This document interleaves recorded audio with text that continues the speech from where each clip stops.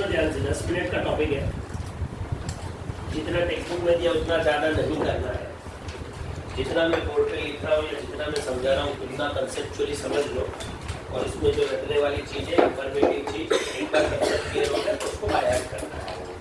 क्या होता है इंडिकेटर? सुनो ध्यान से। अभी कोई सब्सटेंस दिया है, वो सब्सटेंस एसिड है कि बेस है वो कैसा पता चलेगा? तो फॉर एग्जाम्पल, अगर मैं ये सब्सटेंस है, ये अज्यूम करते, तुमको मालूम है, मेरे को मालूम है ये एसिड है, इसके अंदर मैं एक ऐसा केमिकल डालूंगा जो इसके साथ रिएक्ट होता है। मैं तुमको कंसेप्ट समझा रहा हूँ, इंडिकेटर्स काम कैसे करते हैं। तो इसके अंदर मैं एक ऐसा केमिकल डालूंगा, IN, इंडिकेटर का शॉर्ट फॉर्म डाला है मैंने, जो अंदर जाएगा, ये एसिड के साथ रिएक्ट होगा। एसिड के साथ रिएक्ट कौन होता है?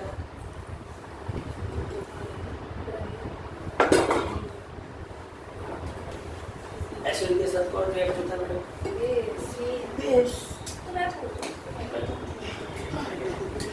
एसिड के साथ बेस रिएक्ट होता है, और ये जो बेस है, ये जब रिएक्ट होता है और जो नया कंपाउंड बनता है, उसका कलर और इसका कलर अलग होता है, तो कलर चेंज हो गया। तो ये इंडिकेटर अंदर जाएगा और एसिड के साथ रिएक्ट होगा। यही इंडिकेटर टाइम आने पर बेस के साथ भी रिएक्ट हो रहा होगा, और बेस के साथ भी कुछ अलग कलर प्रोड्यूस करेगा। तो एसिड में डालो तो एक कलर, बेस में डालो तो दूसरा कलर। एसिड में डालो तो कलर मिलेगा, बेस में डालो तो कलर नहीं मिलेगा, क्योंकि ये भी बेस होगा तो बेस रिएक्ट नहीं होगा, तो कलर जो बेस का है, विच इज ट्रांसपेरेंट, जिसको हम लोग कलरलेस बोलते हैं, वो कलरलेस ही रहेगा। समझा एक लॉजिक? दूसरा लॉजिक होता है first indicator. Second method of checking कि सब्सटेंस एसिड है या बेसिक है, उसके लिए तुमको वो सब्सटेंस का एक फिजिकल क्वांटिटी कैलकुलेट करना पड़ता है, जिसको बोलते हैं small p capital H, pH of the solution. अब pH का फुल फॉर्म जान के कुछ फायदा नहीं है, क्योंकि वो कोई पूछता भी नहीं और उसका कुछ मतलब भी नहीं है। उसको हाइड्रोजन पोटेंट बोलते हैं, और जाने दो उसका मीनिंग क्या है, हाइड्रोजन पोटेंट। pH का मीनिंग क्या है वो समझना जरूरी है। देखो, pH तुमको ये बताएगा, एक सॉल्यूशन का pH का वैल्यू होता है, उसके बेसिस पर दुनिया में जितने भी सब्सटेंस है उनके लिए एक स्केल बनाई गई है, इमेजिनरी स्केल, जिसको pH स्केल बोलते हैं। ये pH स्केल स्टार्ट होती है 0 से, मैक्सिमम होता है 14 ही क्यों, ये तुमको 11th में समझेगा। अभी के लिए टेक्स्ट बुक में दिया है, लेकिन तुम्हारे सिलेबस में है नहीं। 1 2 3 एग्जैक्ट मिड पॉइंट पे होता है। थोड़ा सा फिर भी मैं बता देता हूं, अगर सॉल्यूशन के अंदर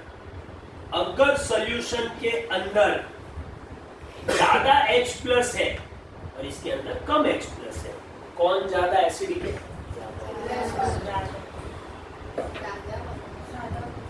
निकाल दूंगा तो फुल एसिड है, प्योर पानी फुल एसिड, रोज एसिड पी रहा है।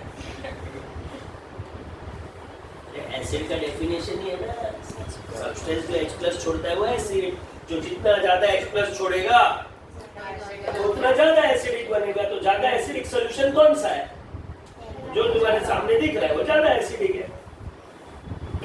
जितना ज्यादा H प्लस उतना ज्यादा एसिडिक सॉल्यूशन। इसीलिए जब हम लोग स्ट्रॉन्ग एसिड का डेफिनेशन बना रहे थे, तब मैंने बोला था ये स्ट्रॉन्ग एसिड के 100 मॉलिक्यूल्स पानी में जाएंगे और कितने H प्लस छोड़ेंगे।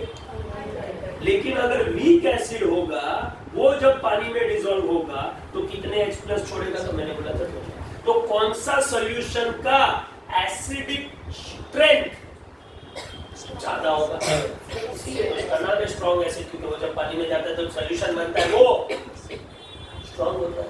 तुम्हारे जैसे एक आदमी जिससे किधर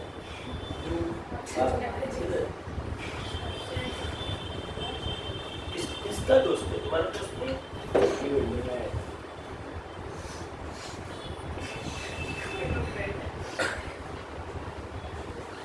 बात में नहीं आते तो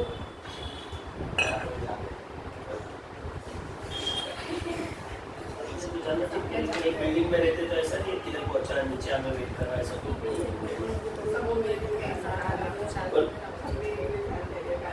अग्रवाल में रहते उनका था वैसा सिस्टम। ये समझा मैडम? हाँ बरोबर, ये समझा।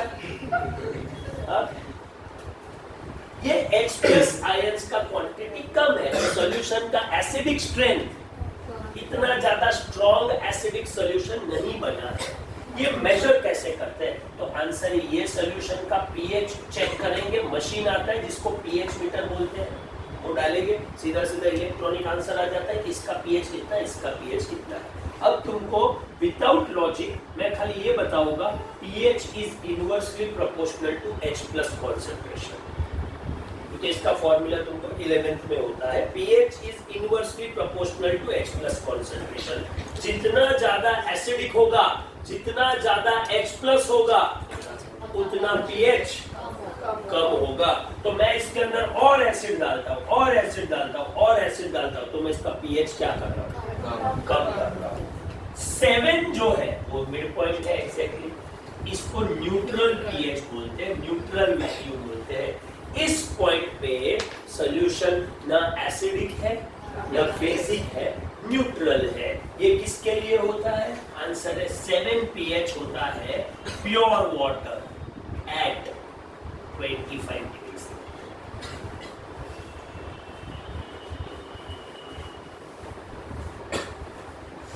समझा? प्योर वाटर है 25 डिग्री सेंटीग्रेड, पीएच कितना होता है? 7। उसके नीचे आ गया तो सॉल्यूशन क्या बनता जाएगा? एसिडिक बनता जाएगा, क्योंकि पीएच क्या हो रहा है? पीएच डिक्रीज कब होता है सॉल्यूशन का? जब उसके अंदर क्या ज्यादा जाता है? H प्लस ज्यादा जाता है, तो वो एसिडिक बनता जाता है। pH 1 ज्यादा एसिडिक, pH 4 कम acidic, pH 7 pure water neutral. कौन है सब है वो तो तुम्हारे ऊपर डिपेंड करेगा ना, तुम इसका कॉन्सेंट्रेशन कितना रखेगा। जितना H प्लस ज्यादा डालोगी उतना pH 7, 6, 5, 4, 3, 2 और एसिड डालो, pH 1 हो जाएगा, 0 पे होगा। सबसे ज्यादा 1 पे होगा, 1 से 14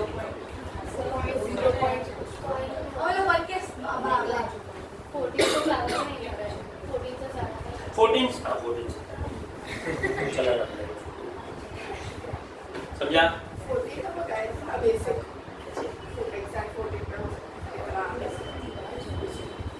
अब अगर 8, 9 और 10 pH होगा तो क्या होगा?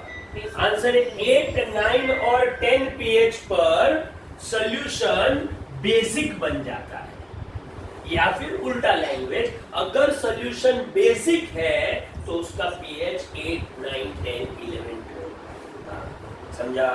तो यहाँ पर सॉल्यूशन बेसिक, यहाँ पर सॉल्यूशन जितना pH ज्यादा होगा 7 के बाद उतना सॉल्यूशन बेसिक होगा, और जितना pH 7 से कम होगा acidic.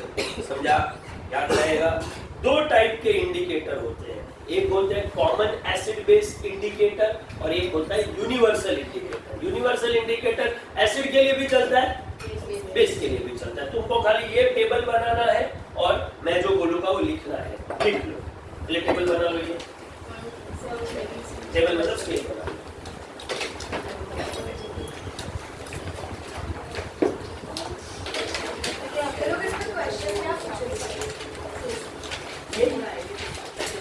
Substance A and B, one having pH 2, one having pH 3. Which is more acidic, which is less acidic, which is acid, which is base, है ना? अगर pH 8 होगा तो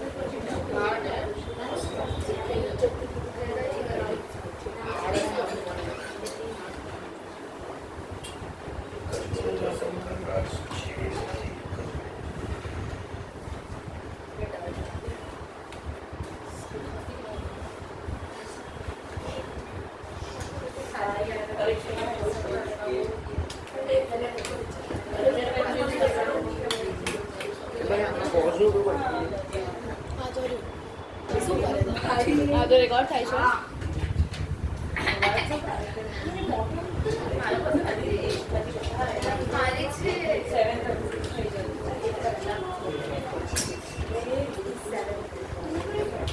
सुनो, लिटमस नाम का एक केमिकल आता है जो एक प्लांट एक्सट्रैक्ट है. उसको पेपर, वो सॉल्यूशन के अंदर पेपर डालते हैं, फिर उसके स्ट्रिप्स बनाते हैं, उसको लिटमस पेपर बोलते हैं. लिटमस पेपर को अगर मैं न्यूट्रल सॉल्यूशन में डालूंगा तो litmus paper will become purple. Acidic solution में डालूंगा तो इट विल बिकम रेड. और बेसिक सॉल्यूशन में डालूंगा. ये बहुत इंपॉर्टेंट है क्योंकि लिटमस पेपर लिटमस के सॉल्यूशन से बनता है. तो मैं अगर लिटमस पेपर ना यूज करके लिटमस सॉल्यूशन ले लूं और उसके अंदर मैं थोड़ा सा एसिड डाल दूं तो वो सॉल्यूशन रेड हो जाएगा. और अगर थोड़ा सा बेस डाल दूंगा, एसिड नहीं खाली बेस डाल दूंगा तो वो ब्लू हो जाएगा. ये बहुत इंपॉर्टेंट इंफॉर्मेशन है आगे HCl और अमोनिया चैप्टर के लिए, क्योंकि HCl एसिड है, अमोनिया बेस है, वहां पर ये दोनों कलर काम आएंगे. ये पर्पल ब्लू से होता है, रेड से होता है. पर्पल तो सर पर्पल ब्लू से पर्पल होता है, रेड से होता है. अरे अगर रेड होगा और उसको न्यूट्रल बना दोगे वो सॉल्यूशन को, फिर उसके अंदर लिटमस डुबाओगे तो पर्पल हो जाएगा. सॉल्यूशन चेंज हो गया तो लिटमस अपना लिटमस का एक्चुअल कलर क्या? लिटमस का एक्चुअल कलर ट्रांसपेरेंट होता है. येलो कलर का रहता है वैसे तो, थोड़ा पिंकिश टाइप होता है ना. पेपर जो नॉर्मली खाली येलो कलर इन एक्चुअल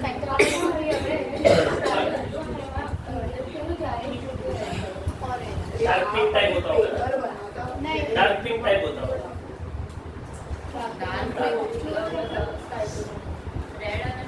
रेडिश रेडिश नहीं लेकिन पिंकिश. सुनो, मिथाइल ऑरेंज. मिथाइल ऑरेंज नाम का एक केमिकल है जो एसिडिक कंडीशन में पिंक हो जाता है और बेसिक कंडीशन में येलो हो जाता है.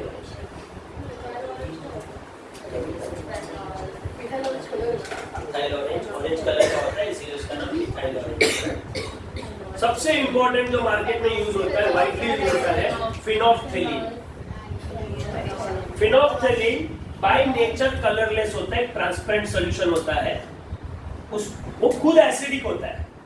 फिनोफ्थेलिन खुद एसिडिक है, इसीलिए वो एसिड के साथ ऑब्वियसली रिएक्ट. लेकिन बेस के साथ वो एकदम एक ड्रॉप भी अगर बेस गिरा ना तो वो एकदम ब्राइट पिंक कलर प्रोड्यूस करता है, एकदम contrast clear cut pink colour मिलेगा. और लास्ट है अल्कलाइन फिनोफ्थेलिन. देखो अल्कलाइन फिनोफ्थेलिन का मतलब क्या है? आंसर है उसके अंदर ऑलरेडी मैंने बेस डाल दिया है. तो अल्कलाइन फिनोफ्थेलिन का कलर क्या होता है? आंसर तो पिंक होता है. अब लॉजिक सुनो, ये इसके अंदर ऑलरेडी बेस है, मैंने थोड़ा सा एसिड डाला तो एसिड किसके साथ रिएक्ट होगा? बेस के साथ. और थोड़ा एसिड डाला बेस के साथ, और थोड़ा एसिड डाला बेस के साथ, पूरा बेस रिएक्ट हो गया एसिड के साथ. अब मैंने एक एक्स्ट्रा ड्रॉप एसिड डाला, एक एक्स्ट्रा ड्रॉप एसिड डाला, वो किसके साथ रिएक्ट होगा? फिनोफ्थेलिन के साथ. तो कोई रिएक्ट नहीं होता है. लेकिन बेस किधर गया? बेस किधर गया? एसिड के साथ रिएक्ट हो गया. अरे फिनोफ्थेलिन पिंक कलर का है. कौन सा फिनोफ्थेलिन? Alkaline phenolphthalein. इसके अंदर क्या है? NaOH. अब मैं इसके अंदर एक एसिड डाल रहा हूँ, रिएक्ट हो गया, रिएक्ट हो गया, रिएक्ट हो गया, बेस खत्म हो गया. बेस खत्म हो गया, एसिड और बेस दोनों रिएक्ट हो गया, सॉल्यूशन न्यूट्रल बन गया. और न्यूट्रल भी क्या बोलते हैं? एसिड डालने पर अगर बेस खत्म हो गया, एसिड भी नहीं है, तो फिनोफ्थेलिन अपने नेचुरल कलर में आ जाएगा. नेचुरल कलर क्या है उसका? कलरलेस. तो एसिडिक कंडीशन में अल्कलाइन फिनोफ्थेलिन पिंक से कलरलेस होता है. और अगर अल्कलाइन फिनोफ्थेलिन में मैं बेस ऐड करूंगा तो अल्कलाइन फिनोल्फथलीन में बेस ऑलरेडी एडेड है तभी तो पिंक है, और बेस डालोगे तो भी वो पिंक ही रहेगा। लॉजिक समझ। सर ये फिनोल्फथलीन में कलरलेस है तो फिर पता कैसे चलेगा कि न्यूट्रल है या एसिड?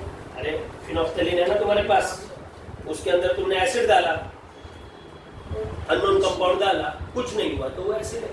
क्यों न्यूट्रल भी हो सकता है ना, न्यूट्रल भी हो सकता है। हो सकता है। तो फिनोल्फथलीन यूज नहीं उसका होता, उसका काम क्या है? एसिड के साथ फिनोल्फथलीन ज्यादा करके 99% केसेस में बेस है कि नहीं उसके लिए ज्यादा यूज होता है।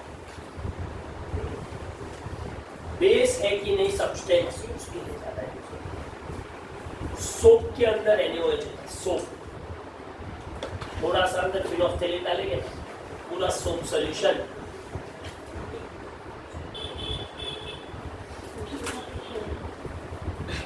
इसमें और एक है जो तुम्हारे सिलेबस में दिया नहीं है लेकिन शायद किधर दिया होगा, तो टर्मरिक दिया है। टर्मरिक बेस के साथ रेड कलर का सॉल्यूशन,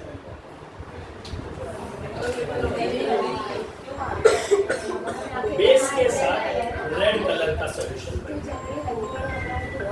हाँ इधर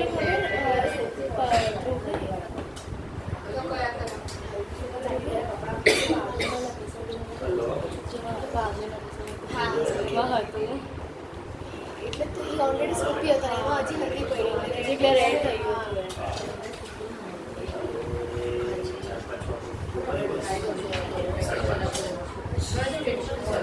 ફોન કરજો ને, આગળ પડશે ને આપણે નહીં મળે ને ત્યારે કરશે. મનીષા મનીષાની સ્ટેટ નંબર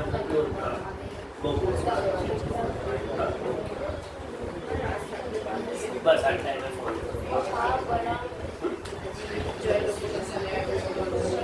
ચાલશે ચાલશે.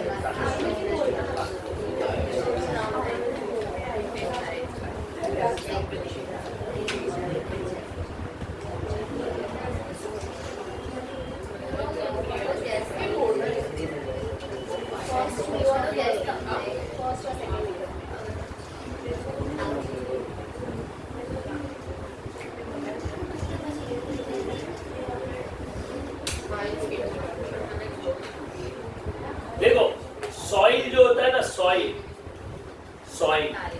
वो ज्यादा करके अल्कलाइन पीएच पे अच्छा काम करता है। जब एसिड रेन होता है तो हम लोग ने सुना होगा disadvantages of acid rain, crop spoil हो जाता है। क्यों? क्योंकि सॉइल के अंदर अल्कलाइन कंडीशंस खत्म हो जाती है, वो एसिड सॉइल को एसिडिक बना देता है या न्यूट्रल बना देता है। हर क्रॉप का एक पर्टिकुलर सॉइल का पीएच होता है जिसमें वो अच्छा ग्रो होता है। तो पीएच क्या होना चाहिए, ये एग्रीकल्चर फील्ड में बहुत इंपॉर्टेंट यूसेज है। ये बढ़िया सर ये ऊपर का है कॉमन पेज है तो दिया ना बेटा, ये क्या कॉमन एसिड एसिडिक। हां तो बस ये बस हो गया। यूटिलिटी का है। यूनिवर्सल इंडिकेटर क्या होता है, सुनो ध्यान से। यूनिवर्सल इंडिकेटर एसिड भी इंडिकेट करता है, बेस भी इंडिकेट करता है। फॉर एग्जांपल ये अपना ये पीएच पेपर, पीएच पेपर एक स्पेशल टाइप का पेपर आता है जिसमें 1 to 7 का मार्किंग होता है। उसके ऊपर एसिड डालेंगे तो उसका एक कलर पर्टिकुलर आता है, वो फिर मैच होके पता चलता है कि वो सॉल्यूशन का पीएच क्या है। रफ मेथड है लेकिन उससे भी हम लोग आइडेंटिफाई कर सकते हैं कि वो एसिड का पीएच 1 2 3 4 क्या है, उसको पीएच। फिर अगर अल्कलाइन होगा तो वो उस तरीके से वो रेडिश टोन देगा। अल्कलाइन बेसिक पीएच कौन सा कलर देता है, सॉरी हाँ ये रहा, देखो ना ऐसा कलर देगा, अलग अलग कलर देगा depending upon the strength of the solution. तो पीएच पेपर के ऊपर एक स्ट्रिप आता है, उसके ऊपर मैं एक ड्रॉप एसिड डालूंगा, डाला एक ड्रॉप एसिड, कलर देखो कौन सा मिलेगा, उसके बेसिस पे पता चल जाएगा कि वो सॉल्यूशन का पीएच क्या है। तो बेसिक भी हम लोग आइडेंटिफाई कर सकते हैं, एसिड भी पता चलता है, इसीलिए उसको हम लोग यूनिवर्सल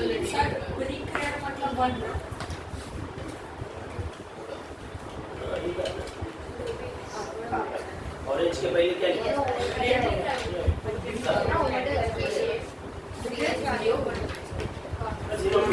सबसे स्ट्रॉन्ग एसिड। सॉल्ट हाइड्रोलिसिस नहीं है तुमको? प्रॉपर्टीज ऑफ सॉल्ट है ना, क्या है? Properties of salt, properties of salt last में पेज 56।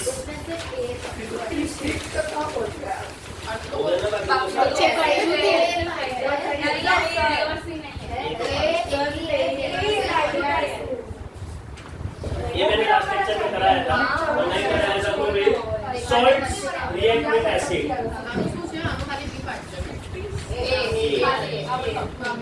सर छोड़ दो सर, वैकेशन है, पहला दिन है, उसमें भी ऐसा ये कौन सा थी है? पहला दिन है कुछ तो होना चाहिए ना, बाहर जाने का कुछ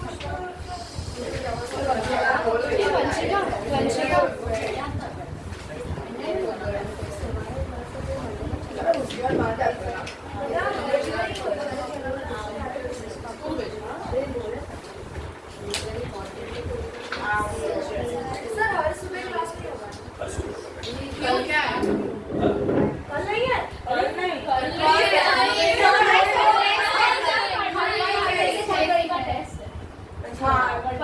सर रोज क्यों जाना पड़ता? हाँ वही। जरूरत है तभी। अभी आप बोलेंगे रोज सर अभी नहीं होगा तो पहुंचा। छोड़ो ना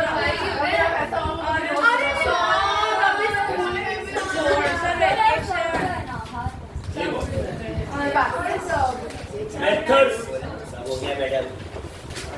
methods of preparation of HCl, study of compounds. Methods of preparation of HCl।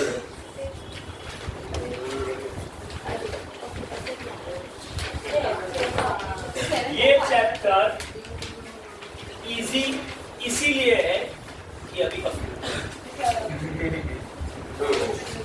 लिख लो, less than 200 degree centigrade. Laboratory method of preparation of HCl देख रहे हैं हम लोग।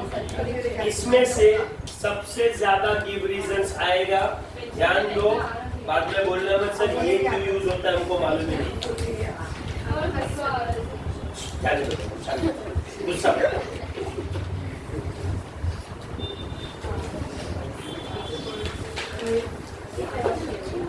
एक्सपेरिमेंटल सेटअप देखो, एग्जाम में एक्सपेरिमेंटल सेटअप दिया होगा और उसके रिलेटेड तुमको क्वेश्चंस पूछे जाएंगे।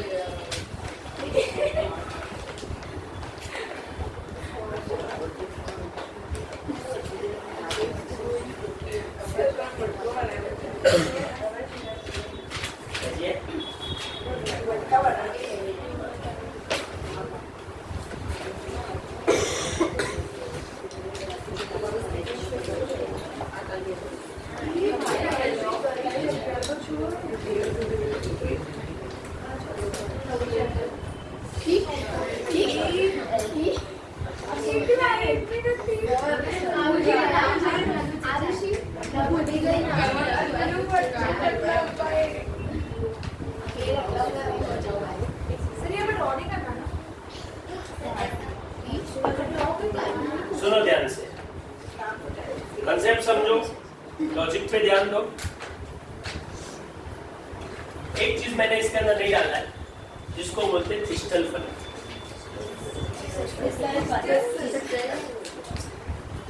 उसका जरूरत नहीं है, तो उसके रिलेटेड कोई खास क्वेश्चन बनता नहीं है, इंटरेस्टिंग पार्ट नहीं है। इंटरेस्टिंग पार्ट यहाँ पर है, मैंने इसके अंदर डाला है NaOH NaCl प्लस H2SO4। नहीं वो डिप नहीं रहेगा भाई, वो ऊपर रहेगा, उसी में से तो गैस वहाँ जाएगा। सुनो, दो तीन चीजें मैं तुमको बता देता हूँ, उससे अपना गाड़ी आगे बढ़ेगा। पहला तो HCl is highly soluble in water. क्योंकि HCl is highly soluble in water, it is not collected under water. Gases either are collected under water और एयर। अगर वो गैस वाटर में सोल्यूबल है तो उसको अंडर वाटर कलेक्ट नहीं करते, सब गैस वो वाटर में डिसॉल्व हो जाएगा। फिर कुछ काम का नहीं रहेगा, फिर वापस सेपरेट करना पड़ेगा, बरोबर है। इसीलिए हम लोग वाटर में इसको कलेक्ट नहीं किया है और करेंगे। दिख रहा है सामने setup. Second physical property of HCl मैं तुमको ऑलरेडी बता देता हूँ, वो है उसका density. HCl is 1.28 times, value by heart नहीं करने, बट इतना पढ़ोगे तो ऑटोमेटिक बाय हार्ट हो जाएगी। 1.28 टाइम्स हेवियर देन एयर।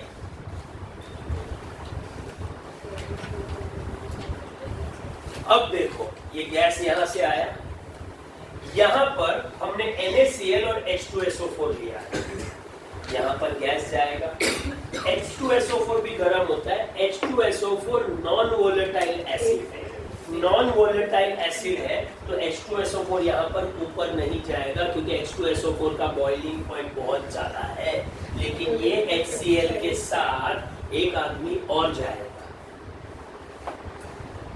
200 के नीचे गर्म करना, और एक आदमी पागल हो जाए। वाटर, वाटर सॉल्यूशन है ना, सॉल्यूशन है। HCl गैस बनेगा, उसके साथ स्टीम बनेगा, ये दोनों ऊपर जाएगा। ये जो HCl बन रहा है इसको हम लोग मॉइस्ट HCl बोलते हैं। HCl के साथ क्या है? मॉइस्चर, वाटर मॉइस्चर है। इसीलिए हम लोग यहाँ पर एक सब्सटेंस यूज करेंगे जिसको बोलते हैं concentrated H2SO4। Concentrated H2SO4 acid होता है, HCl भी एसिड होता है, तो HCl और H2SO4 रिएक्ट नहीं होगा। तुमको मालूम होना चाहिए स्कूल लेवल के नॉलेज पे कि concentrated H2SO4 is one of the best dehydrating agent as well as drying agent. यहाँ पर ये क्या बिहेव कर रहा है? क्या बकवास कर रही हो मैडम? यहाँ जो बोला वो, यहाँ पर सल्फ्यूरिक एसिड क्या बिहेव कर रहा है? तो आंसर है ड्राइंग एजेंट है। क्यों ड्राइंग एजेंट है? क्योंकि ऑलरेडी बना बनाया मॉइस्चर को वो पकड़ रहा है। अगर बॉन्ड तोड़ के हाइड्रोजन ऑक्सीजन निकाल के वाटर लेके जाता है उसको डिहाइड्रेटिंग एजेंट बोलते हैं।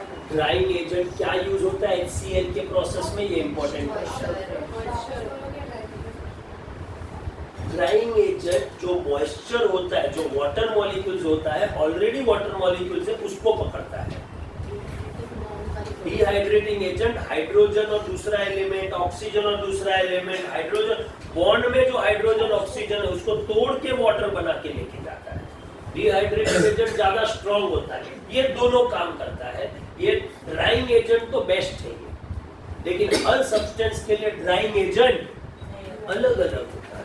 इसके लिए ड्राइंग एजेंट क्या है? यही सब चीजें एग्जाम में पूछी जाएगी। यहाँ से आएगा HCl, मॉइस्ट HCl, यहाँ पर क्या बन गया अभी? देखो आया HCl, अंदर जाएगा, दो गैस जा रहे हैं अंदर, HCl और वाटर वेपर्स। वाटर वेपर्स को सल्फ्यूरिक एसिड पकड़ लेगा, HCl का बबल्स आएगा, इधर कहाँ जाएगा? ये बबल्स अंदर जाएगा, गैस आएगा, इधर HCl आया, ये HCl है, 3 मॉलिक्यूल्स कहाँ जाएंगे? ये HCl के नीचे। ये तो 1.28 टाइम्स हेवियर देन एयर है, तो ये नीचे बैठ जाएगी, तो अंदर की एयर कहाँ गई? ऊपर खिसकती जाएगी, ऊपर खिसकती जाएगी, ऊपर, और ये बढ़ता जा रहा है। ये डॉट्स क्या है? HCl, HCl, HCl। ये तो गैस है, तुमको कैसे दिखेगा? 4 भर गया, 4 है ना, 4 होता है, ढक्कन होता है, अब ढक्कन तो हाँ चिंता। तुम क्या करोगी? एक रॉड लो, ग्लास रॉड होता है ना लैब पे, और ये ग्लास रॉड के ऊपर इसको अमोनिया में डिप कर दो।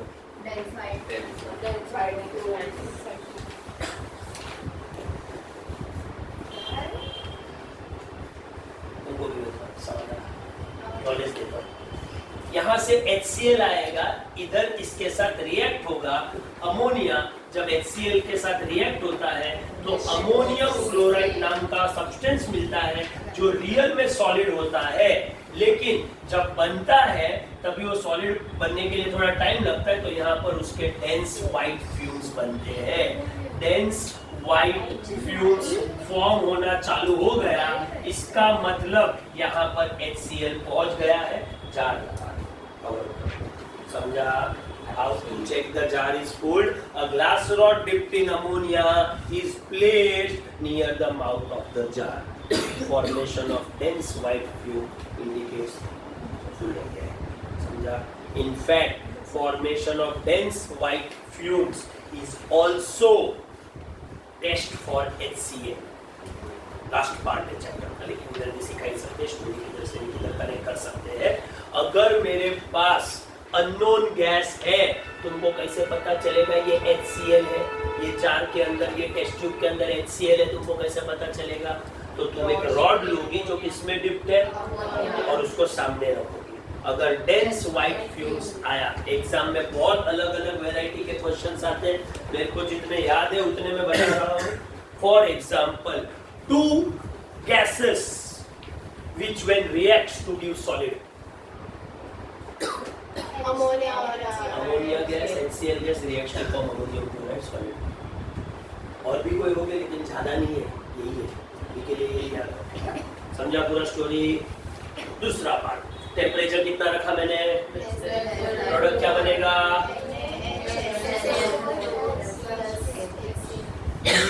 Give reason why temperature is not kept above 200 degree centigrade. क्योंकि above 200 डिग्री सेंटीग्रेड वो रिएक्शन भी लिख लेते हैं. Greater than 200 degree centigrade Na2SO.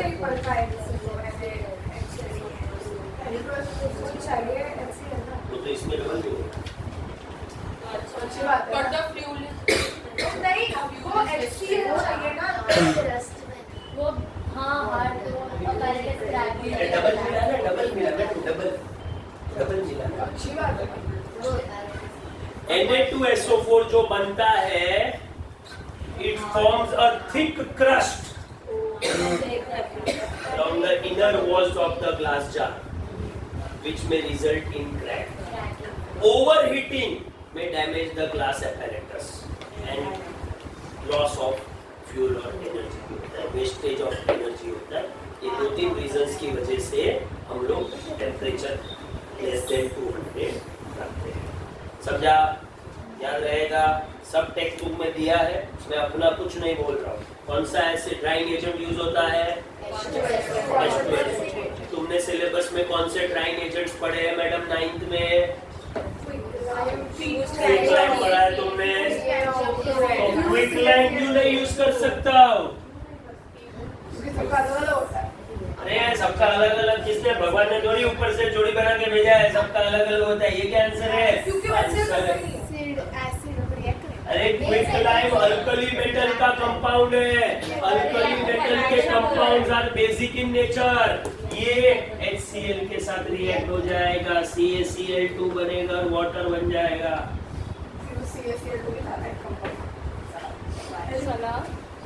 मेरे को वो खाली चढ़ गया. खाली वो होता है. कभी ब्लड सर्कुलेशन ऊपर अटक जाता है.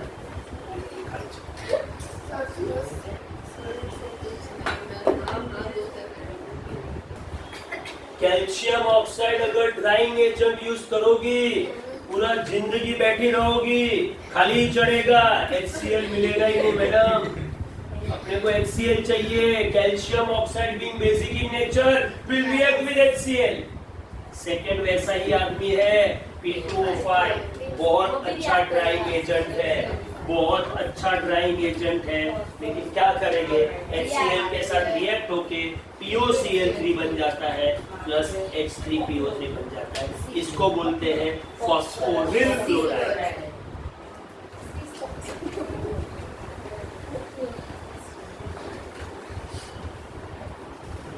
Phosphoryl chloride. इसका दूसरा नाम है फॉस्फोरस ऑक्सीक्लोराइड. फॉस्फोरस ऑक्सीक्लोराइड और HPO3 बनता है 3. Because of these two reactions, calcium oxide and P2O5 cannot be used as drying agent in drying of HCl gas. समझा? याद रहेगा. कैसे कलेक्ट होता है HCl gas? HCl gas is collected forward displacement. समझा?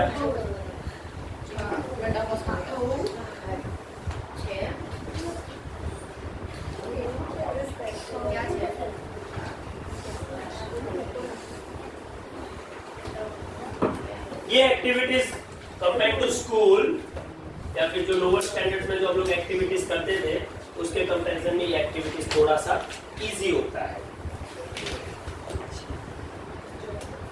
देखो इसके अंदर HCl गैस है, ध्यान से देखो, बहुत सिंपल एक्सपेरिमेंट है, कॉमन सेंस वाला एक्सपेरिमेंट है। इसको इसके साथ कंबाइन कर दिया, जार को कर दिया सीधा। इन अंदर क्या था अभी? एयर है ना, जार खुला है, एयर, इसके अंदर HCl है। अब इसको मैंने इसके ऊपर रख दिया, कहाँ जाएगा पूरा HCl? Being heavier than air, वो नीचे बैठ जाएगा और एयर ऊपर चला जाएगा। तो ये जार के अंदर क्या आ जाएगा? HCl does not support combustion। Indicate क्या करता है? It is heavier than air। समझा? ये बहुत फालतू एक्सपेरिमेंट है, ये इतना आएगा नहीं। इसके बाद वाला जो एक्टिविटी है वो 110% कोई ना कोई प्रीलिम पेपर में कहीं ना कहीं पक्का आएगा। तब तक इतना जल्दी कॉपी कर लो, जल्दी करो, फटाफट करो, पेन से करो, रफ करो, लेकिन ऐसा बटाटे जैसा मत बनाओ। हर एक पैरामीटर तुमको मालूम होना चाहिए, क्योंकि एग्जाम में तुमको ये डायग्राम आएगा और इसके रिलेटेड पूछा जाएगा। तो डायग्राम का पार्ट्स तुमको मालूम होगा तो तुम्हारे लिए इजी पड़ेगा। कर लो, पूछते तो मैडम अभी क्या तुमको बोलूं मैडम, 2-3 बार पूछ चुका है।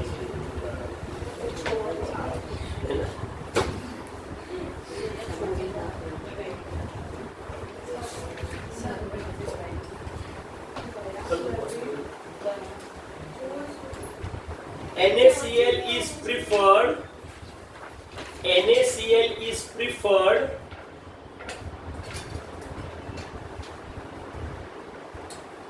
as it is cheap and easily available. As it is cheap and easily available.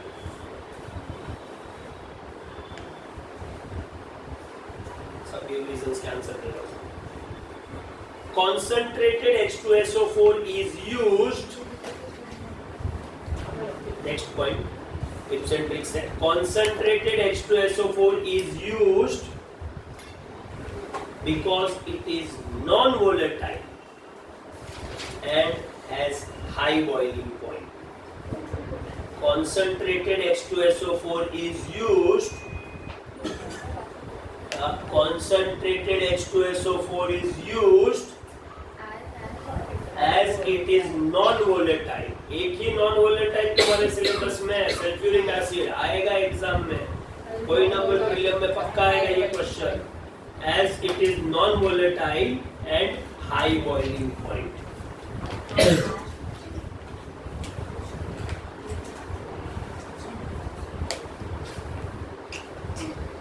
हो गया? Concentrated HCl cannot be used। Concentrated nitric acid cannot be used। Concentrated nitric acid cannot be used since it is volatile and may come out along with HCl।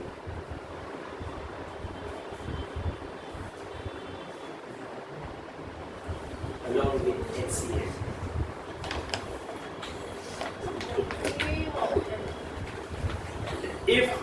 If temperature is greater than 200 degree centigrade, if temperature is greater than 200 degree centigrade, dash करके लिखो, fuel is wasted।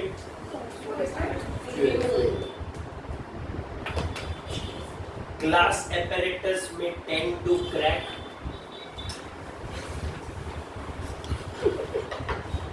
Glass apparatus may tend to crack। और third point, Na2SO4 forms a hard crust, sticks to the glass and is difficult to remove।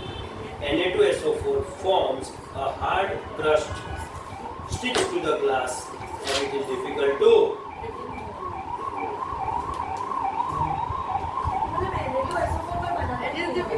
तो ये method से नहीं बनता। Next point CaO and P2O5 CaO and P2O5 cannot be used as drying agent.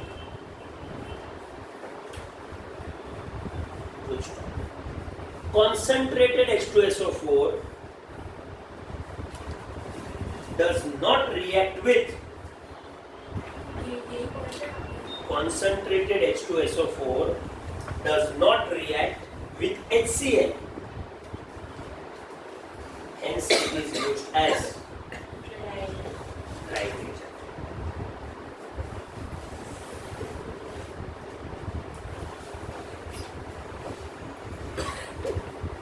अब सुनो ध्यान से, next topic पे जा रहे हैं। एक्सपेरिमेंट का नाम याद रखो, फाउंटेन एक्सपेरिमेंट। बहुत सिंपल एक्सपेरिमेंट है। ये एक्सपेरिमेंट वापस अमोनिया में आएगा, तब मैं एक्सप्लेन नहीं करूंगा। ध्यान से देखो, बहुत सिंपल कंसेप्ट के ऊपर काम हो रहा है। ये है इन्वर्टेड राउंड बॉटम फ्लास्क।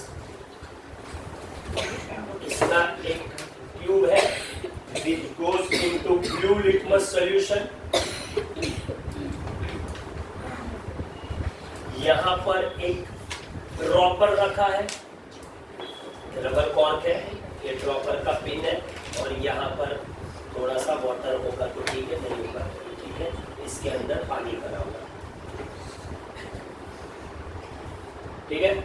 अब देखो, और यहाँ पर ये ट्यूब है, जो यहाँ सेक्शन। अब यहाँ पर अंदर HCl है। ये एक्सपेरिमेंट से दो चीज पता चलेगी। फर्स्ट, अच्छा ये पूरा सेटअप है, ये ब्लू लिटमस है, यहाँ पर HCl। अब ये रबर कॉर्क को मैं पिंच करूंगा तो इसके अंदर से थोड़ा सा वाटर बाहर आएगा। वाटर और HCl, थोड़ा सा HCl यहाँ पर जो आजू बाजू में होगा वो डिसॉल्व होके इधर बैठ जाएगा। यहाँ का HCl डिसॉल्व हो गया। अब यहाँ पर कुछ तो भी प्रेशर मेंटेन था पहले, वापस पहले वाली सिचुएशन पे जाते हैं। ये ब्लैक डॉट्स HCl है, कुछ तो भी प्रेशर मेंटेन है, यहाँ पर भी प्रेशर मेंटेन है, अंदर का प्रेशर भी सेम है। तो ये पानी यहाँ से ऊपर नहीं जाएगा, तो नहीं जा रहा है, ये रुका हुआ है। जैसे ही मैं ये कॉर्क पिंच करूंगा, यहाँ से थोड़ा सा वाटर बाहर आएगा, जो यहाँ का आजू बाजू का HCl गैस डिसॉल्व कर लेगा, क्योंकि HCl is highly soluble in water. अब जैसे गैस डिसॉल्व हो गया, यहाँ पर पार्शियल वैक्यूम इज क्रिएटेड। थोड़ा सा प्रेशर कम हो गया, क्योंकि गैस का क्वांटिटी कम हो गया, तो प्रेशर कम हो गया, पार्शियल वैक्यूम इज क्रिएटेड। अब यहाँ पर प्रेशर ज्यादा है, यहाँ पर प्रेशर कम है, तो यहाँ से प्रेशर आएगा, ये ऊपर जाएगा, और यहाँ पर फुहारा आएगा।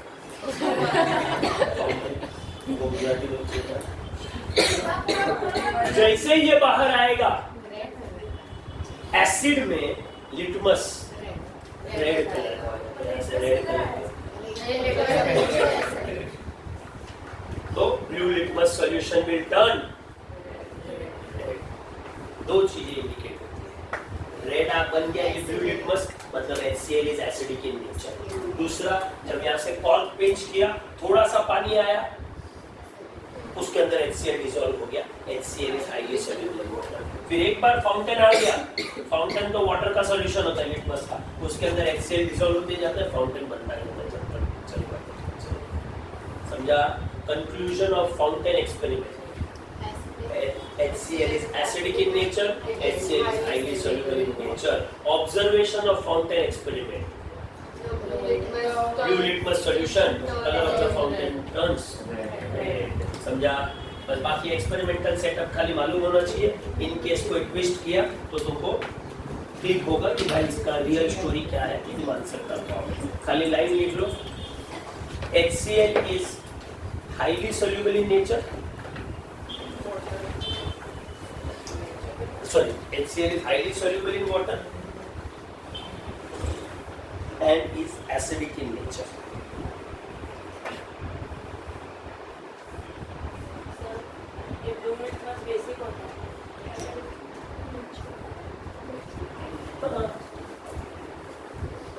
रेड लिटमस बेसिक होता है सर Acidic solution.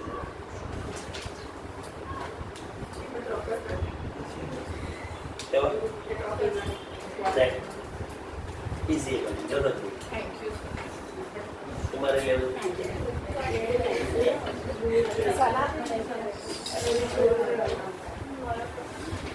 अच्छा HCl being acidic in nature किधर हटाओ जगह है उधर गली में डालो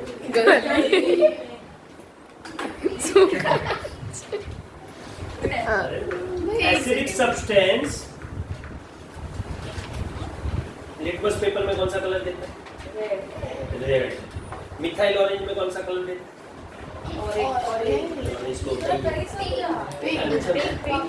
अरे एसिडिक सब्सटेंस लिटमस में कौन सा कलर देता है रेड मिथाइल ऑरेंज में को किस में कौन से कलर में कन्वर्ट करता है पिंक फिनोल्फथालीन को किस में कन्वर्ट करेगा एसिड रहने देगा और अल्कलाइन फिनोल्फथालीन को पिंक से कलरलेस कर देगा। टेस्ट फॉर HCl हम लोग पढ़ रहे हैं कैसे पता चलेगा कि HCl गैस है। तो पहला मेथड है पहले ये तो चेक करो कि वो एसिड है कि बेस है। तो HCl का एसिडिक नेचर चेक करने के लिए हमारे पास 4-5 इंडिकेटर है जो मैंने तुमको पढ़ा दिया और तुमने पढ़ भी लिया अच्छे से बरोबर। अब हम लोग आगे बढ़ते हैं। लिखो टॉपिक रिएक्शंस ऑफ HCl। लिखो एसिडिक सब्सटेंस डैश करके लिखो reactions of HCl। First NH3 plus HCl क्या मिलेगा याद रखना थोड़ा 8th और 9th का नॉलेज है लेकिन 10th में भी पूछा जा सकता है। NH4Cl सब्लिमेबल सब्लिमेबल वोलेटाइल तो नहीं होते सॉलिड जब सब्लाइम होता है सब्लिमेबल ठीक है। अब देखो सुनो ध्यान से कोई भी ऐसा स्टूडेंट नहीं है जिसको ये रिएक्शन नहीं मालूम है। अगर नहीं मालूम है तो तुम्हारे लिए मैंने अभी तक ग्रिल का पूरा कवर नहीं किया है। Zinc plus HCl magnesium plus HCl वो बोलते हैं हाइड्रोक्लोरिक एसिड। तो ये क्या पढ़ा है मैडम ये क्या पढ़ा है ये हाइड्रोजन क्लोराइड है ये गैस था। अब हाइड्रोक्लोरिक एसिड क्या है सॉल्यूशन लिक्विड नहीं लिक्विड HCl नहीं होता है। HCl when dissolved in water is called hydrochloric acid बरोबर है समझा मैडम। अब HCl से तुम हाइड्रोक्लोरिक एसिड कैसे बनाएगा मैडम पानी डाल के इसमें ऐसा जार है पानी अंदर जाएगा गैस है पूरा करके बाद नहीं अब पानी मार्केट में बेचेगा ये HCl है और फिर पुलिस तुमको लेके जाएगी पानी के अंदर वो डालते हैं ना लिखो प्रिपरेशन ऑफ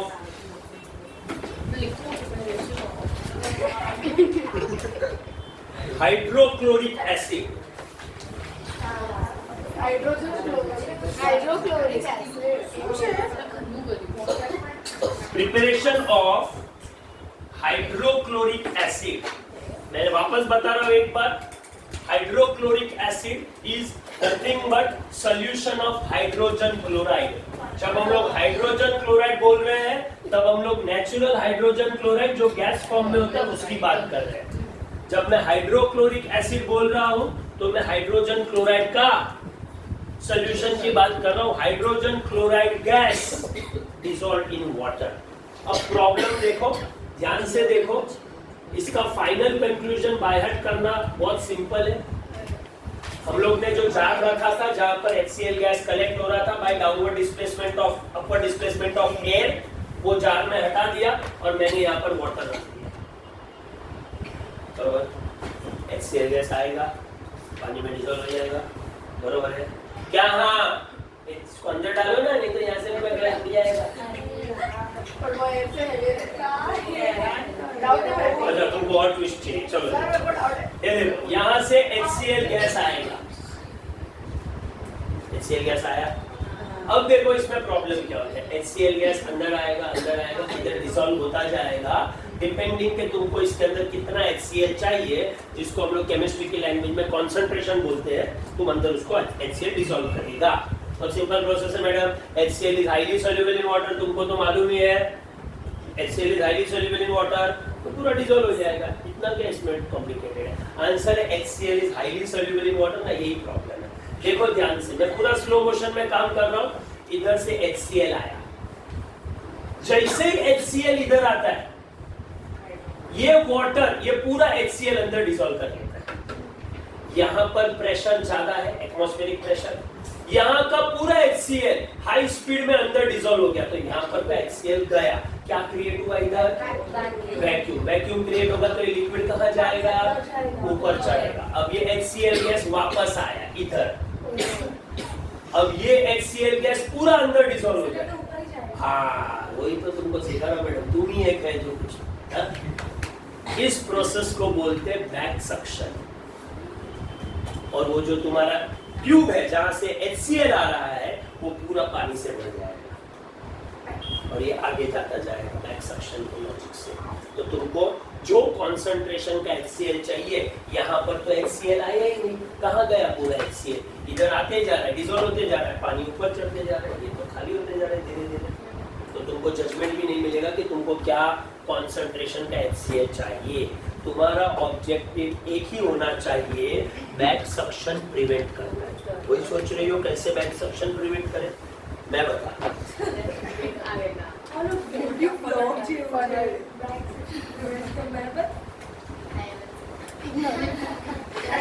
मेरे को भेजो ना,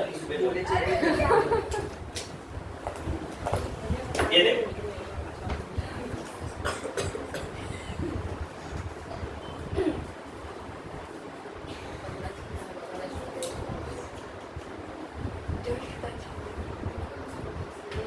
बरोबर, जस्ट टच करके मत करो, ऑलरेडी स्प्लिट एंड्स है, फिर तुम और करता है तो उस दिन सर्च कर रही थी, उसको क्या करा, इसके लिए टेंशन है। सुनो ध्यान से, ये जो अरेंजमेंट है इसको फनेल अरेंजमेंट बोलते हैं।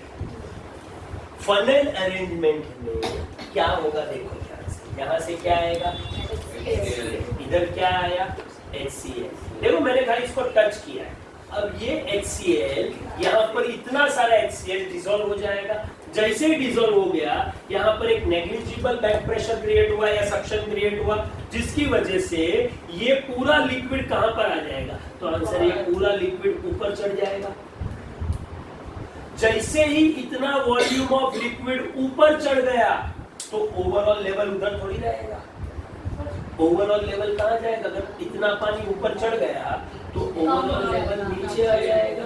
ये देखो नीचे आ गया, थोड़ा सा नीचे आ गया क्योंकि ये पानी नीचे आ गया, कांटेक्ट टूट गया, यहाँ से लिक्विड गैस आ रहा है, और तो डिसॉल्व होगा नहीं क्योंकि जितना डिसॉल्व होना था उतना हो गया। इसको प्रेशर आएगा, ये पूरा लिक्विड का लेयर ऊपर के नीचे गिर जाएगा। वही तो सिखाया, कभी बोल रही हो क्यों? अब साउंड के साथ सिखाया तुमको। वापस ध्यान दो ना मैडम, ये पिक्चर जैसा होता है, एक बार वो लिंक टूट जाता है ना, फिर समझ में नहीं आता। ऐसा था, इसीलिए तो केमिस्ट्री इतना इंटरेस्टिंग होता है। तो जैसे हम उसमें क्यों नहीं? उसमें भी वो कोऑर्डिनेशन में यार टास्क दिया था ना आपने, वो ट्यूब में नीचे नहीं होता था, वो वाले अगर ऊपर जाएगा तो लेवल ड्रॉप नहीं कैसे होता हो? अरे बट ये ऑलरेडी अंदर है, उसको ऊपर ले लिया था। हां तो उसको ऊपर लेने का मैडम, तुम्हारा फिजिक्स स्ट्रांग है, तुमको फिजिक्स सिखाता हूँ, ध्यान दो। अरे ये अब ये उसको जरा बाहर निकालो थोड़े पानी। ये देखिए, ये ऐसा है, यहाँ पर HCl डॉट्स, ये सब HCl आए, एब्जॉर्ब हो गए, पार्शियल प्रेशर क्रिएट हुआ, पार्शियल प्रेशर की वजह से लिक्विड कहाँ चढ़ेगा, ऊपर चढ़ गया, थोड़ा सा ऊपर चढ़ेगा। अब लिक्विड ऊपर चढ़ गया तो क्या ये लेवल इधर ही रहेगा? चढ़ा क्योंकि प्रेशर क्रैक होगा ऊपर। विज्ञान, physics, force and pressure, Archimedes, ऊपर चढ़ गया तो ये लेवल इधर नहीं रहेगा ना, ये लेवल थोड़ा सा नीचे आ जाएगा और ये लेवल भी थोड़ा सा नीचे आ जाएगा, कांटेक्ट छूट जाएगा, कांटेक्ट छूट जाएगा खुद के वेट की वजह से ये लिक्विड गिर गया। जैसे ये देखो अभी अरे वापस वो कंफ्यूज जाएंगे, देखो ना ये हो गया, यहाँ तक था। अब जितना HCl वो एक छोटे से लेयर में डिसॉल्व था वो कहाँ चला गया, पानी में। अब ये वापस ये फनल का इसके साथ कांटेक्ट आ गया, वापस यहाँ पर HCl आया, वापस ये डिसॉल्व हो जाएगा अंदर और ये डिसॉल्व होते ही यहाँ पर एक नेग्लिजिबल बैक प्रेशर क्रिएट होगा, वापस कांटेक्ट छूट गया, वापस समझ रहा है ना तुमको स्टोरी? क्या बोलूं हो गया। अब तुम्हारा क्वेश्चन है ये सुनो ना, ये इसके जैसे ऐसा ऊपर क्यों नहीं चढ़ा?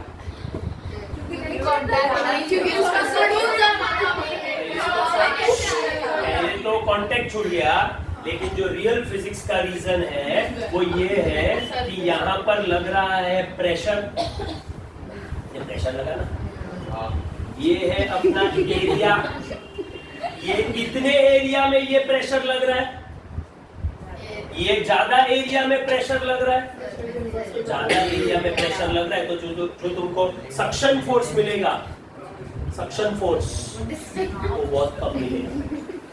इतना कम सक्शन फोर्स में ये लिक्विड ऊपर नहीं चढ़ेगा,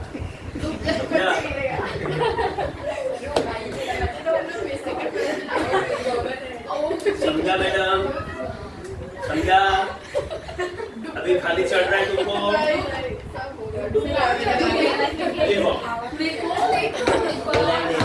इतना मेहनत से एक्सप्लेन किया सर 1 मिनट, 1 मिनट में लिख लो।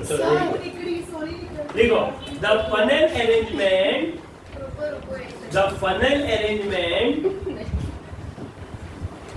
funnel arrangement minimizes back suction of water।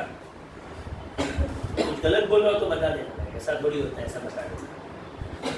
ये तो ऐसा ही होता है हाँ उसमें उसका पॉइंट क्या है? उधर फोर्स ज्यादा क्रिएट होता है ना, इधर फोर्स कम क्रिएट होता है तो उसमें ज्यादा ऊपर नहीं चढ़ता है, इधर तो फटाफट ऊपर चढ़ने लगता है क्योंकि ये जो प्रेशर लग रहा है वो छोटे एरिया पे लग रहा है। हाँ नहीं, फोर्स ज्यादा लगेगा ऊपर, बाजू का लेवल भी कम नहीं हो रहा है, गले तक कांटेक्ट नहीं जाएगा ना। हाँ कांटेक्ट में इसमें अगर ऊपर हो ट्यूब थोड़ा और फिर वो सेक्शन के बीच में कांटेक्ट छूटेगा ना, तो लेवल नीचे होगा ना तो फिर कांटेक्ट छूटेगा तो नीचे नहीं जाएगा, तो फिर वो भी क्यों? अरे प्रेशर नहीं मैंने पूछा तो ये ऐसा आ जाओ करेगा तो पॉइंट क्या है इसका? हर बार थोड़ा थोड़ा HCl इसके अंदर डिसॉल्व हो जाएगा, डिसॉल्व हो नीचे जाएगा, का पानी हाँ ये जाएगा वापस अंदर, वो बनेगा क्या? HCl सोल्यूशन नहीं पता कैसे चलेगा कि बताओ थोड़ी लंबा चीज है बनी रहेगी।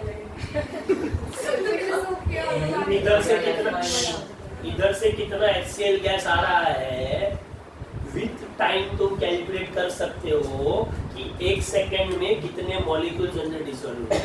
जब एक चैप्टर आएगा मोल कंसेप्ट तो तुम्हारा लाइफ चेंज करेगा, तुम गिन के बता सकता है कि ये सॉल्यूशन के अंदर कितने HCl मॉलिक्यूल्स तुमने डिसॉल्व किए। बहुत बेसिक केमिस्ट्री की बात है, टाइम आएगा तब पता चल जाएगा। अभी सेकेंड पॉइंट देखो, प्रोवाइड्स funnel arrangement का second point provides a large surface area for absorption of HCl gas. Provides a large surface area for absorption of HCl gas.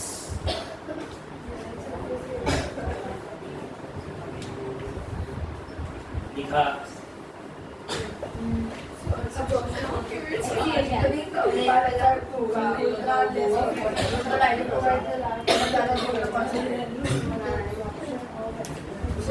HCl gas being polar, HCl gas being polar is insoluble in organic solvents.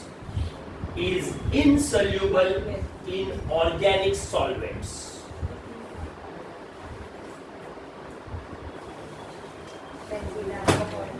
Textbook बंद करो. बस हो गया. Sir अब तक 3 minute हो गया lecture खत्म हुआ हुआ.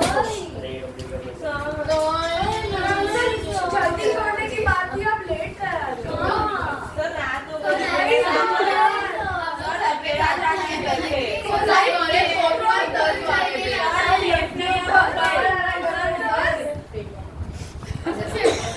अरे अभी तो मैं लिख लिया हूँ. अभी तो क्या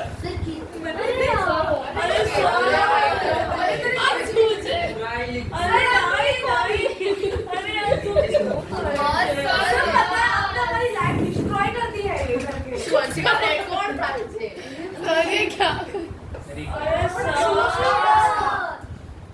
ये chemical properties है. Reactions of these compounds with HCl. Sir reason क्या होगा? ऐसा समझोगे. किसका रीजन? रीजन पड़ेगा. जो पाछू सामने से पाछू करते से तो नहीं सामने आता. ऐसा करके सोचा तो नहीं.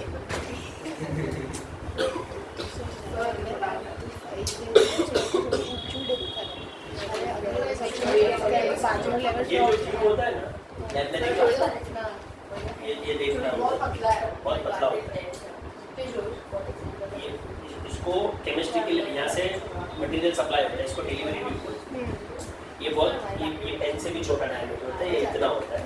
इतने डायमीटर का एक लंबा ट्यूब लेके और उसके अंदर लिक्विड चढ़ गया ना, फिर वो यहाँ पर ये चढ़ गया, ये गैप नीचे आ गया. तो फिजिक्स के लैंग्वेज में ये नीचे नहीं है.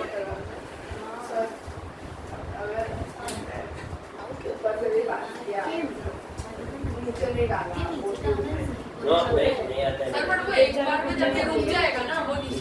नेचर का ऐसा प्रोसेस है.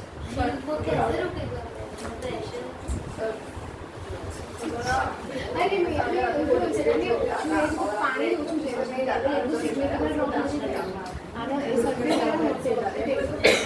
पानी वो हवा में थोड़ा ना उड़ेगा. वो 1.2 टाइम्स हेवियर है. तो नीचे आने तो गई ना फिर भी सब डिजॉल्व थोड़ी होते जाएगा. एकदम फटाफट डिसॉल्व हो जाएगा. नीचे का लेयर डिजॉल्व हो गया, बाद में क्या गैप थोड़ी आएगा बीच में. वो है यार. अरे वो नहीं होगा, वो हवा में थोड़ी ऐसे डिजॉल्व. तो मतलब वो रुक जाएगा.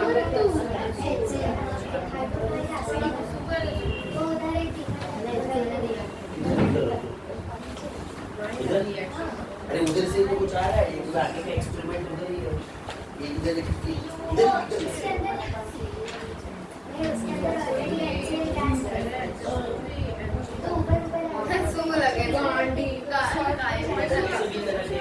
ये आगे पूरा एक्सपेरिमेंट है. इधर सेंटर पे ना पूरा इधर तो राउंड बॉटम ग्लास के गर्म हो रहा है, अंदर जा रहा है. कहाँ वो भी पीछे का एक्सपेरिमेंट था ना, वो है ना ये एक्सपेरिमेंट में से हाइड्रोजन क्लोराइड निकल रहा है, वो मैं भीतर निकल रहा है. भीतर निकल रहा है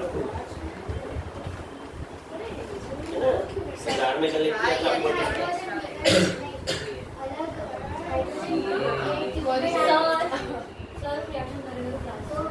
कौन सा क्लास है मैडम तुम्हारा? मैं प्रिया था. अरे आधा कर दी, बाकी का कितने बजे का तुम्हारा? 10 मिनट 9 मिनट. क्या बोल रहे हो? कॉलेजेस में हेल्प करता है. एक्स्ट्रा करिकुलर करिकुलर भी करो ना थोड़ा, है ना. करिकुलर में वाले ये